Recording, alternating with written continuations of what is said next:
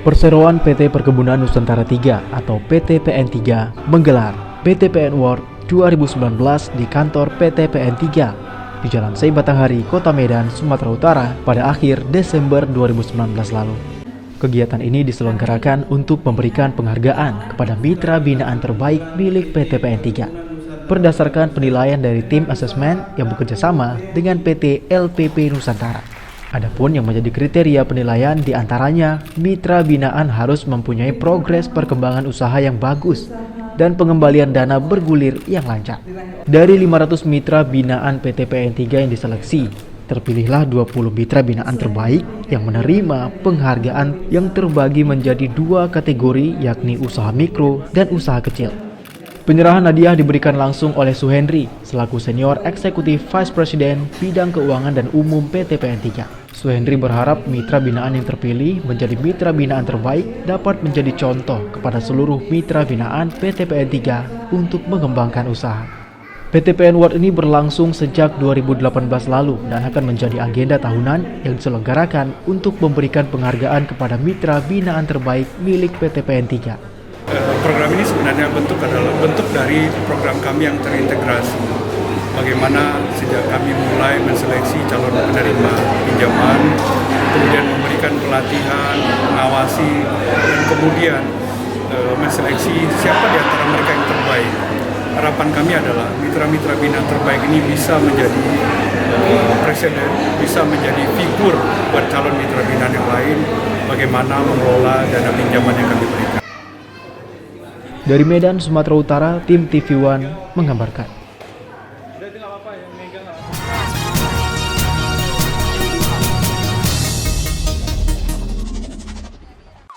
Musabaqah Tilawatil Quran ke-28 dan Festival Seni Nasyid ketiga tingkat desa Limau Manis, Kecamatan Tanjung Morawa, kembali digelar pada tahun 2019.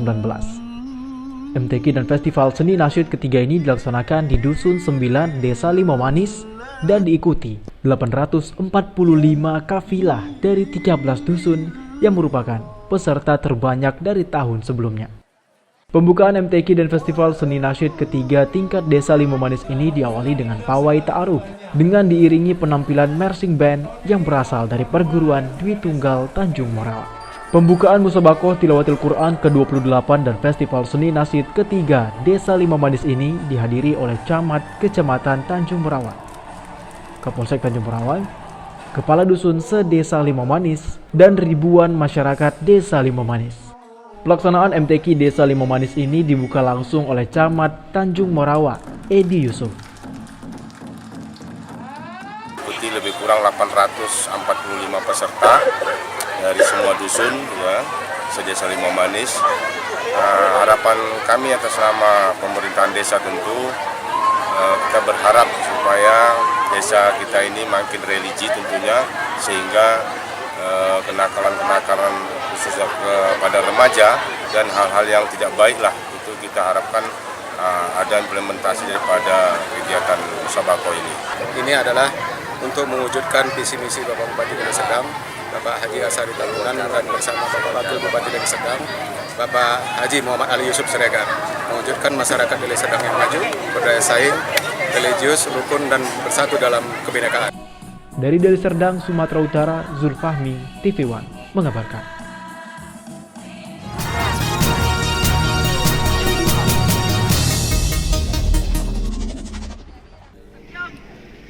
Bupati Tapanuli Tengah Bahtiar Ahmad Sibarani meresmikan jembatan Hamzah Alfansuri Barus di Kecamatan Barus, Kabupaten Tapanuli Tengah, Sumatera Utara pada tanggal 31 Desember 2019.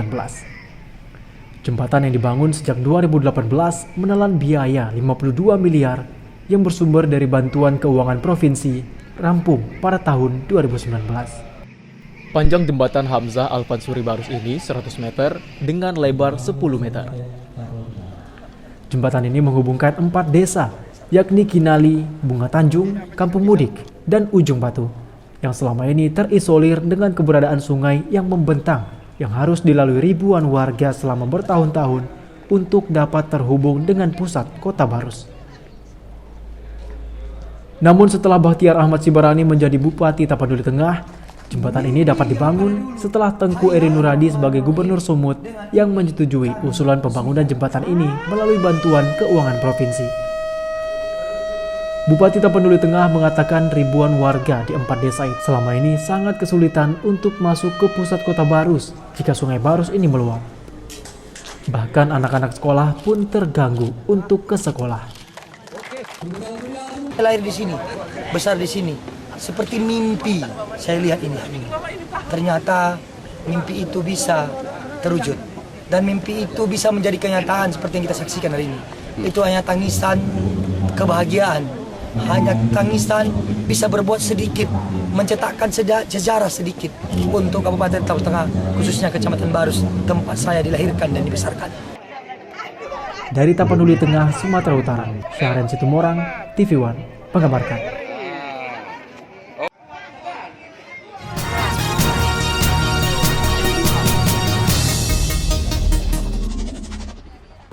Pemerintah Kabupaten Mandailing Natal bersama ribuan umat Kristiani Mandailing Natal rayakan Natal Oikumene 2019 di Kecamatan Penyambungan Utara Mandailing Natal. Natal Oikumene kali ini mengangkat tema Hiduplah sebagai sahabat bagi semua orang. Bupati Mandailing Natal Dahlan Hasan Nasution terlihat sangat akrab dan hangat bersama umat Kristiani Mandailing Natal saat menyumbangkan lagu pada perayaan Natal Oikumene tahun 2019 di Desa Simanondong, Penyambungan Utara, Mandailing Natal. Umat Kristiani Mandailing Natal merasa sangat diayomi pemerintah, terutama pada 3 tahun terakhir, karena pemerintah selalu hadir dalam hari-hari besar umat Kristiani Mandailing Natal meski menjadi minoritas di daerah ini. Perayaan Natal Oikumene tahun 2019 ini mengangkat tema Hiduplah sebagai sahabat bagi semua orang. Selain dihadiri ribuan umat Kristiani dan pengurus gereja, perayaan ini juga dihadiri oleh Forum Komunikasi Pimpinan Daerah Kabupaten Mandailing Natal. Ketua Panitia Natal Oikumene 2019, Pendeta D. Borutobing, berharap jemaat umat Kristiani dapat melaksanakan firman Tuhan, khususnya hiduplah sebagai sahabat bagi semua orang sehingga menjadi insan yang bermanfaat bagi orang lain. Ini semua suku ada di sini. Nah, saya tidak berlebihan mengatakan bahwa Mandailing Natal adalah miniatur Indonesia. Jika kita salah melangkah, jika kita salah bicara, maka barangkali perpecahan itu akan lebih dekat. Oleh karena itu saya minta ya, mari kita bingkai rasa persaudaraan, persatuan, dan saling cinta mencintai ini di lubuk hati yang paling dalam, di dalam kebinekaan kita. Dari Mandailing Natal, Sumatera Utara, Romulo Siregar, TV One, mengabarkan.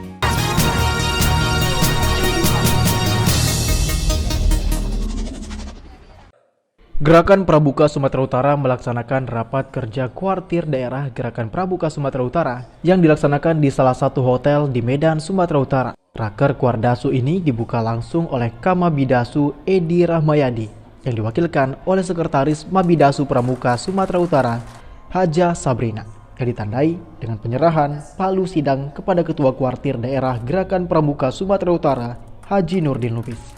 Rapat kerja kuartir daerah Gerakan Pramuka Sumatera Utara ini diikuti oleh 21 kuartir cabang dari 33 kuartir cabang yang ada di Sumatera Utara.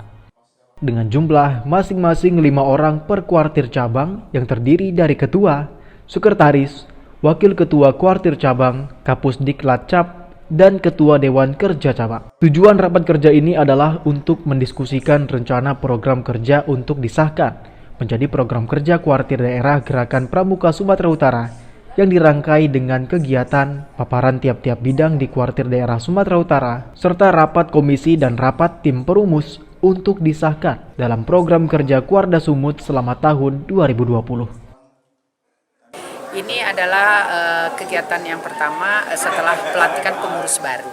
Kalau rakerdanya sendiri sudah biasa, tapi pengurus baru inilah rakerda pertamanya. Tentu saja ini rakerda ini kan akan menyusun program-program kerja. Jadi harapan saya apakah itu sebagai pemerintah daerah atau sebagai majelis pembimbing daerah Gerakan Pramuka Sumut ini, kami berharap bahwa nanti di dalam raker ini kita dapat menyusun rencana-rencana kerja yang realistis, yang dapat dilaksanakan. Dari Medan, Sumatera Utara, Zulfahmi, TV One mengabarkan.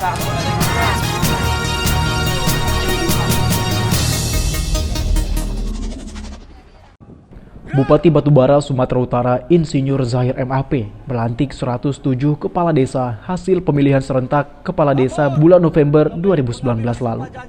Para calon kepala desa yang terpilih saat pemilihan kepala desa serentak November lalu akhirnya dilantik sebagai kepala desa secara resmi oleh Bupati Batubara, Insinyur Zahir MAP, di Gedung Olahraga Tanjung Gading, Inalum. 107 kepala desa ini dilantik dengan membacakan sumpah jabatan sesuai dengan agamanya masing-masing, yang dipandu oleh Bupati dan petugas kantor Kementerian Agama. Pelantikan ini merupakan yang pertama dalam era kepemimpinan Zahir Oki sebagai Bupati dan Wakil Bupati. Para kepala desa ini nantinya diharapkan dapat bersinergi dengan pemerintah daerah dalam proses pembangunan dan birokrasi tingkat desa. Dalam kata sambutannya, Zahir mengatakan kepala desa yang telah dilantik akan menjalankan masa jabatannya hingga tahun 2025 mendatang. Bangun sinergi dengan pemerintah di atasnya, dengan camat, dengan pemerintah kabupaten, agar visi misi yang ada di Kabupaten Batubara bisa diimplementasikan sampai di tingkat desa, bahkan ke tingkat dusun. Karena panglima perang paling terendah itu adalah kepala desa bersama perangkat desanya. Sehingga sinergi itu yang menjadi sebuah kekuatan untuk membangun Batubara yang bisa baik, bisa dalam melayani masyarakat. Selain melantik aparat desa, Bupati juga meluncurkan program 100-an becak sampah ke seluruh desa se-Kabupaten Batubara dalam rangka program Desa Bersih, dengan harapan seluruh desa ke depannya dapat lebih bersih dan memperbaiki pola hidup masyarakat Batubara. Dari Batubara, Sumatera Utara, Jasa Manurung, TV One mengabarkan.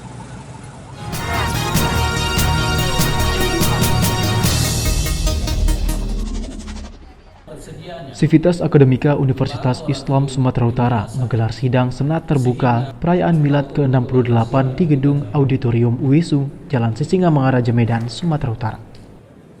Perayaan Milad ke-68 dengan tema Membangun Negeri, UISU diharapkan dapat menghasilkan generasi baru yang cerdas yang nantinya mampu ikut berperan serta membangun daerah maupun negara. Dalam sambutannya, Rektor Universitas Islam Sumatera Utara Dr. Haji Anhar Jamaluddin mengatakan, UISU mengalami kemajuan saat memperoleh peringkat madya di bidang penelitian serta keberhasilan mahasiswa di ajang karate di tingkat ASEAN. Sementara itu, Gubernur Sumatera Utara Edi Rahmayadi yang juga alumni Universitas Islam Sumatera Utara memberikan sambutan dengan berharap adanya Musa Rajiksa sebagai Ketua Ikatan Alumni dapat membantu memajukan UISU. Ikannya UISU untuk mencerdaskan kehidupan bangsa yang bernuansa nuansa Islam. Kita berusaha penerusnya akan membuat lebih baik dari yang sekarang. Ya, yang pasti kita semua alumni UISU berharap UISU ini semakin baik, semakin besar dan semakin bermanfaat dalam dunia pendidikan, terkhusus di Sumatera Utara. Apalagi usia yang udah 68 tahun, bukan usia yang muda. Kita harapkan juga UISU ke depan benar-benar bisa bermanfaat, dan kami alumni juga siap untuk mendukung dan membantu UISU ke depan. Di milad ke-68 UISU ini, satu hal yang sangat akan kita prioritaskan adalah membangun sistem dan sinergitas institusi, ya, berlandaskan prinsip akuntabilitas dan transparansi. Dari Medan, Sumatera Utara, Ahmidal Yauzar, TV One mengabarkan.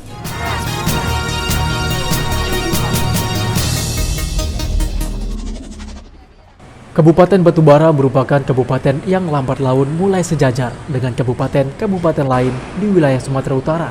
Walaupun kabupaten ini merupakan kabupaten pemekaran dari Kabupaten Asahan. Semenjak dimekarkan sekitar 13 tahun yang lalu, sudah 2 kali pucuk pimpinan memimpin daerah ini dengan segala macam dinamikanya, baik positif maupun hal yang dianggap kurang baik. Untuk periode saat ini, pucuk pimpinan dijabat oleh Insinyur Zahir dan Oki Iqbal Frima sebagai Bupati dan Wakil Bupati periode 2018 hingga 2023 mendatang.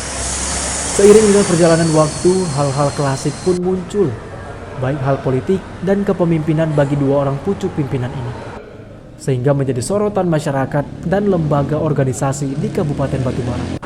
Untuk menghindari ketidakharmonisan antara bupati dan wakil bupati yang nantinya dapat menyebabkan kinerja aparatur sipil negara dan warga menjadi tidak baik, Gerakan Pemuda Ansor atau Banser Kabupaten Batubara menyoroti kinerja wakil bupatinya yang dianggap tidak bisa melayani masyarakatnya dengan baik. Tidak harmonisan antara wakil bupati Batubara dengan Pak Bupati. Nah, ini harusnya kita berharap kepada Pak Wakil Bupati tidak mengedepankan ego, namun mengedepankan amanah yang dipercayakan oleh masyarakat Batubara kepada beliau, itu harus beliau melaksanakan. Ya, dampaknya ke PNS juga ada gitu, ya kan? Kita kan bertanya-tanya juga. Seharusnya beliau bisa bersama-sama kita di sini setiap hari melaksanakan tugas-tugas yang semakin berat. Pak Bupati kan perlu pembantu wakilnya. Nah, kalau beliau bisa hadir bersama kita, banyak hal yang bisa kita kerjakan bersama gitu. Dari Batubara, Sumatera Utara, tim TV One mengabarkan.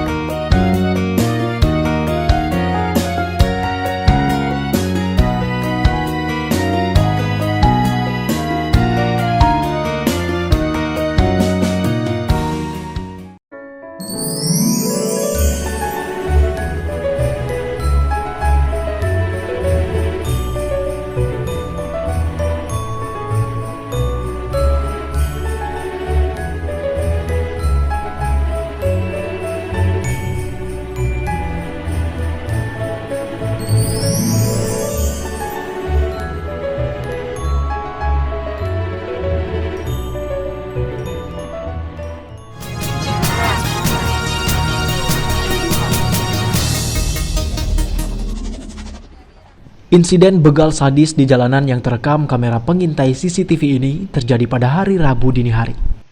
Dalam video berdurasi beberapa menit ini, korban bernama Hendra, warga Jalan Tritura yang sudah dibuntuti dua pelaku yang berboncengan dengan satu sepeda motor. Kemudian sepeda motor korban langsung dipepet sampai berhenti di pinggir jalan, tepatnya di salah satu toko di Jalan Tritura, Titik Kuning, Medan. Rekan pelaku yang perannya sebagai joki tetap bersiaga di atas sepeda motor dengan kondisi mesin menyala. Sementara salah satu pelaku yang dibonceng turun, kemudian langsung mengayunkan celurit dan mengenai tangan kanan korban yang memegang kendali gas sepeda motor. Akibat serangan tersebut, korban terjatuh dari atas sepeda motor miliknya, kemudian memilih menyelamatkan diri hingga akhirnya kedua pelaku meninggalkan korban yang sudah berhasil merampas sepeda motor milik korban. Masuk penawar sama Kang Oke, darahnya banyak. Yang larikan bapak kemarin siapa? Ada tukang beca. Kami dari apa itu? Akhirnya sebelah sana, kami sebelah sini. Bang memang celurit ya? Nah, Arit. Arit, bukan celurit. Orang itu udah kemarin? Iya, pasti itu. Pakai Arit dari belakang. Gitu. Mana bisa apa-apa lagi? Jatuh lah. Sebelumnya nggak ada curiga? Enggak, dia segera masuk dari kolong itu. Misalkan dari sini dia nggak tahu. Kejadiannya jam berapa itu? Setengah 6. Pak, persisnya gimana Pak? Bisa diceritakan Pak? Ya apa dia? Langsung babat gitu. Oh langsung? Ya. Berapa orang jumlahnya Pak? 2. Dari Medan, Sumatera Utara, Bahanas Situmorang, TV One mengabarkan.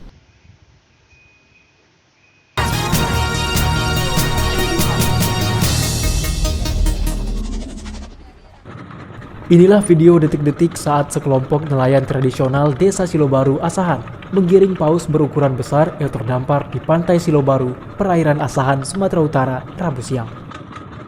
Penyelamatan nelayan terhadap seekor paus tersebut dilakukan dengan sangat hati-hati dan menggiringnya ke tengah laut di perairan yang lebih dalam. Penemuan paus tersebut berawal saat sejumlah nelayan mencari kepiting sejauh 3 km dari pesisir pantai. Dan kemudian para nelayan menemukan seekor paus terdampar dalam kondisi lemas. Saat air pasang, para nelayan langsung menggiring paus yang tidak diketahui jenis kelaminnya tersebut ke lokasi di mana paus lebih leluasa untuk berenang. Penampakan yang tidak biasa tersebut langsung diabadikan para nelayan dengan merekam langsung evakuasi sebelum digiring ke tengah laut. Ya awalnya mau pergi kerja kan, melintas kelihatan pausnya tadi ke dampar. Jadi pas gerak pasang, kami halau ngarah ke tengah. Sementara itu, Kepala Desa Silobaru Ahmad Sofyan menghimbau para nelayan agar tidak memburu ikan paus dan menyelamatkan jika terdampar di pantai. Kuat dugaan ikan raksasa tersebut terdampar akibat dibawa arus dan angin laut. Tanggapan diharapkan kepada nelayan agar jangan memburu ikan paus tersebut. Kita berharap agar supaya mungkin bisa mengarahkan ikan paus ini ke tengah agar bisa terselamatkan nantinya, karena itu salah satu kekayaan laut kita. Apa sudah ada koordinasi dengan pemerintah? Udah, kita sudah kontak Dinas Kelautan dan Perikanan. Dari Asahan, Sumatera Utara, Desa Manurung, TV One mengabarkan.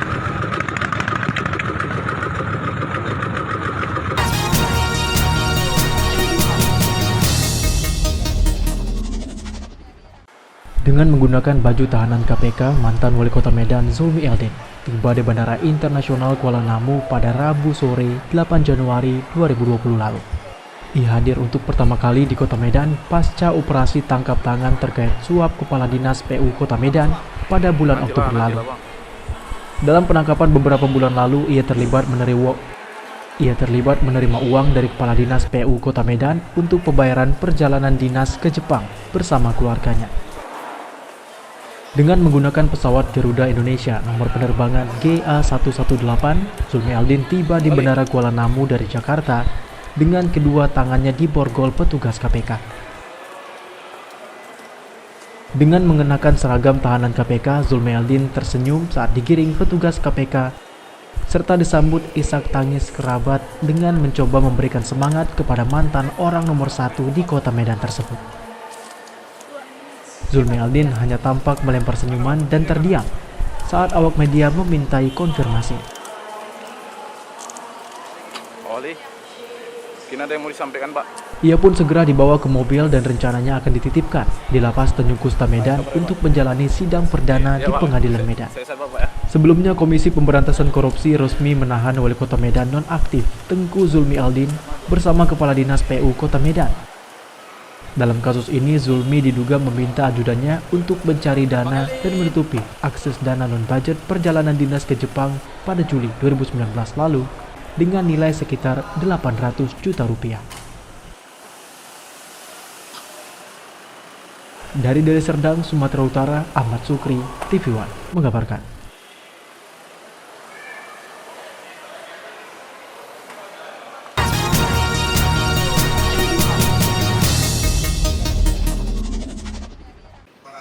Tak hanya dari beberapa relawan, Ketua Tim Relawan Joko Widodo, Rudi Tampobolon, turut kumpulkan 6 elemen relawan guna mendukung PLT Wali Kota Medan Ahyar Nasution menjadi bakal calon Wali Kota Medan berikutnya.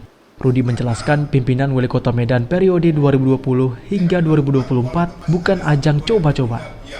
Menanggapi dukungan ini, Ahyar Nasution pun optimis mendapatkan rekomendasi partai untuk menjadi bakal calon wali kota berikutnya. Kondisi ini bukan tak mungkin mengancam posisi menantu Jokowi, Bobi Afif Nasution, yang juga tengah gencar melakukan sosialisasi. Meski surat rekomendasi partai politik terkait nama bakal calon wali kota yang akan bersaing merebut kursi nomor 1 di Kota Medan belum dikeluarkan, gelombang dukungan terhadap pelaksana tugas wali kota Medan Ahyar Nasution terus bertambah. Rudi menegaskan sosok yang memimpin Kota Medan haruslah memiliki kapasitas dan kemampuan yang sudah teruji. Mengingat Ahyar Nasution masih menjabat sebagai PLT Wali Kota Medan yang paham dengan kondisi Medan saat ini.